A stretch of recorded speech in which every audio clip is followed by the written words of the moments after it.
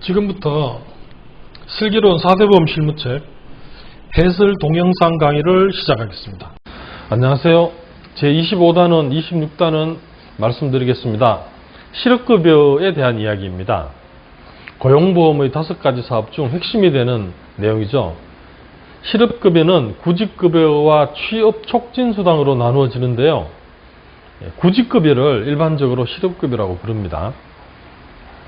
이러한 구직급여에 대해서는 내용을 아시는 분이 많겠지만 크게 2가지 요건을 정리해 보자면, 첫째, 비자발적 이직, 그러니까 스스로 사직서를 내고 퇴사하는 경우에는 해당이 없다라는 내용이고요. 둘째는 이직 전 18개월 동안 180일의 유급일은 있어야 된다라는 내용이 그 핵심입니다. 180일의 유급일을 카운트할 때 토요일은 어떻게 처리하는지, 공휴일은 카운트를 해야 되는 것인지 같은 질문들이 꽤 있고요. 초단시간 근로자, 즉 하루에 3시간 미만으로 근무하는 경우에는 8시간을 하루로 치니까 18개월 동안 180일의 유급일이 나오지 않는다라는 질문도 가끔 있습니다.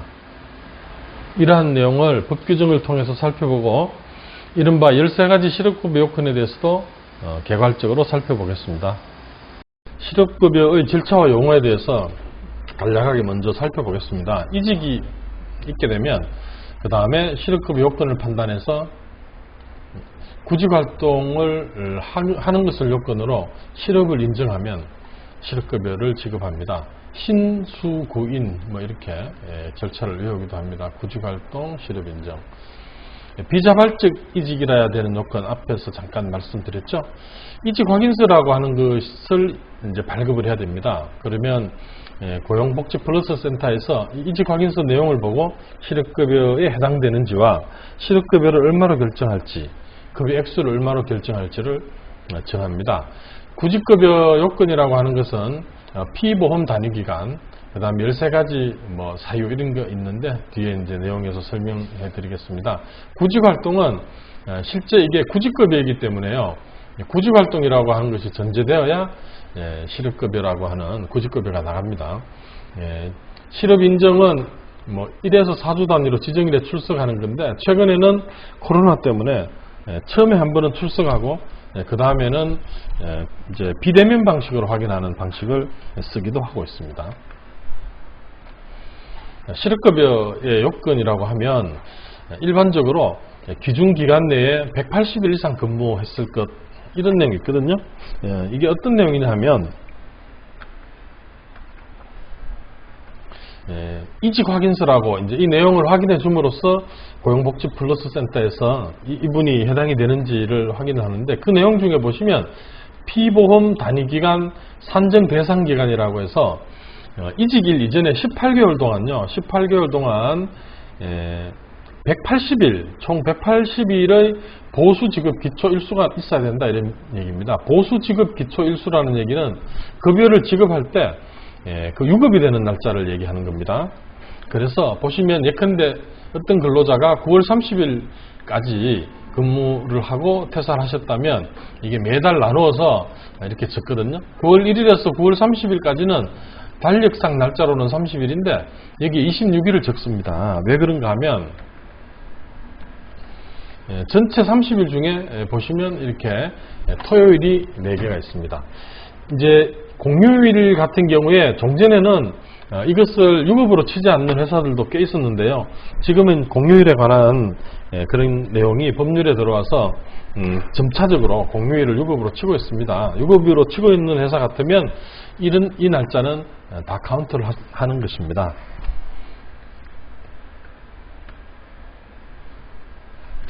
다시 돌아와서 설명드리자면 기준기간 동안, 그러니까 이직일 이전 18개월 동안 180일의 유급일이 나와야 된다, 이런 말씀입니다. 180일이죠. 이제 근로의 의사와 능력이 있음에도 불구하고 취업하지 못한 경우다, 이렇게 하는데, 이것은 뒤에 13가지 요건 중에도 이제 이런 내용이 있지만 체력 부족이나 심신장애 등을 요건으로 해서 실업급여 실업급여를 신청하게 되면 나중에 치료 완료 후에 회복이 되어서 일상생활이 가능하다는 의사소견이 있어야지 실업급여가 지급이 됩니다. 그 얘기는 결국 구직급여이기 때문에요. 구직 활동을 해서 나중에 취업을 할 수 있는 그런 상태라야지 지급이 된다 이런 뜻입니다. 이직 사유가 58조에서 정한 수급 제한 사유에 해당되지 않는다. 여기는 이제 두 가지 요건이 있는데 그 중에 하나가 비자발적 이직이라야 실업급여 요건이 된다라고 하는 것입니다. 그래서 통상적으로 우리가 실업급여를 받을 수 있는지를 체크할 때 사직서를 냈는지, 그러니까 비자발적 이직인지 자발적 이직인지 그 내용을 보고요. 그 다음에 18개월 동안 180일의 요건이 되는지 안 되는지를 봅니다. 5번과 6번이 있는데요. 이거는 일용근로자들한테 적용이 됩니다. 그래서 내용을 읽어보시면 아는데 여기는 잘 보시면 일용근로자의 경우에는 비자발적 이직이라는 이런 요건이 필요가 없다라는 결론이 나옵니다. 이 조문을 잘 읽어보시면. 그래서 일용근로자들 같은 경우에는 실업급여를 받을 때는 나머지 근무할 당시에 근무일 요건하고 그 다음에 그 이후에 14일이라는 요건이 있거든요. 그 요건만 잘 지키면 비자발적 이직이라는 요건 없이 실업급여가 나가는 그런 케이스가 되겠습니다. 참고하시기 바랍니다. 기준기간이라고 하는 것은 아까 18개월, 이직일 이전 18개월이라고 했는데 뭐 이런 사전적 의미만 아시면 되겠습니다. 기준기간을 24개월로 하는 경우가 있습니다. 이런 경우는 이직일 당시 일주 소정 근로시간이 15시간 미만, 그러니까 하루에 3시간 미만으로 알바를 하는 사람이 주 5일 근무하면 15시간이잖아요. 이런 분을 초단시간 근로자라고 하는데 이런 분들 같은 경우에는 18개월 동안 카운트를 하면 180일이 나오지 않습니다. 그래서 24개월로 하는 그런 케이스가 되겠고요.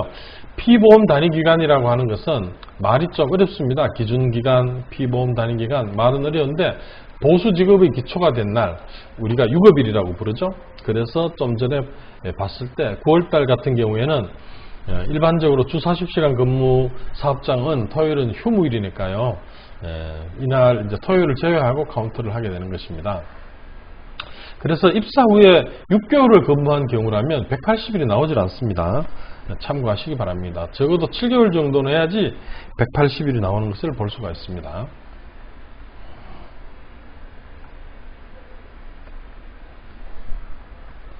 좀 전에 고용법 58조에 의한 이직 사유에는 해당되지 아니할 것 이렇게 했는데 자기 사정으로 인한 이제 이직한 피보험자는 실업급여 받을 수 없습니다. 또한 그 외에도 중대한 피척 사유로 해고된 경우에도 받을 수 없습니다.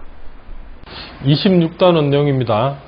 13가지 실업급여 사유 내용 살펴보겠습니다. 통상적으로 사업주의 권고사직으로 실업급여를 받을 수 있다 이렇게 많이 알고 있는데요.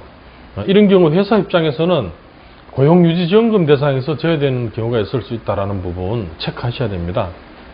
이와 같은 내용을 중심으로 고용보험법 시행규칙 별표 2의 내용을 같이 살펴보겠습니다. 실업급여의 13가지 요건 살펴보겠습니다. 먼저 다음 강목 언어에 해당하는 경우 사유가 이직일 1년 이내에 2개월 이상 발생한 경우 실업급여 요건이 됩니다. 실제 근로조건이 채용 시 제시된 근로조건보다 채용 후에 일반적으로 낮아지게 된 경우입니다. 이런 경우에는 근로조건 변경으로 인한 퇴직사유 확인서라고 하는 내용을 고용복지플러스센터에서 회사로 보내게 되면 그 내용을 확인해줘야 이 요건을 인정을 받습니다. 임금 체불이 있는 경우는 요건이 좀 까다로운데요. 예컨대 미지급 전혀 임금을 지급받지 못한 금액이 있다면 합산해서 2개월, 그 다음에 지연되는 경우에는 일부 지연되는 경우에는 연속하여 2개월 이런 내용이 있습니다. 이것도 임금 지연 지급 체불 확인서를 서식을 회사로 보내게 됩니다.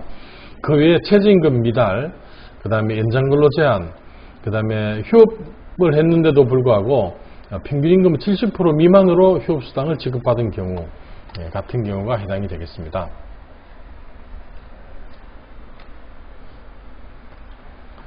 사업장에서 종교, 성별, 신체장애로 불합리한 차별 대우를 받은 경우, 그 다음에 성희롱, 성폭력, 그 밖에 성적인 괴롭힘을 당한 경우 직장 내 괴롭힘을 당한 경우, 이런 경우에 근로자가 입증하기가 쉽지 않겠죠. 관련된 법률에 보면 노동위원회라든지 아니면 회사의 조직을 통해서 이런 내용을 신고하도록 되어 있고요. 그런 신고를 통해서 확인을 받게 되면 실업급여가 실업급여 이 요건에 해당된다고 하는 내용을 쉽게 인정받을 수 있겠습니다.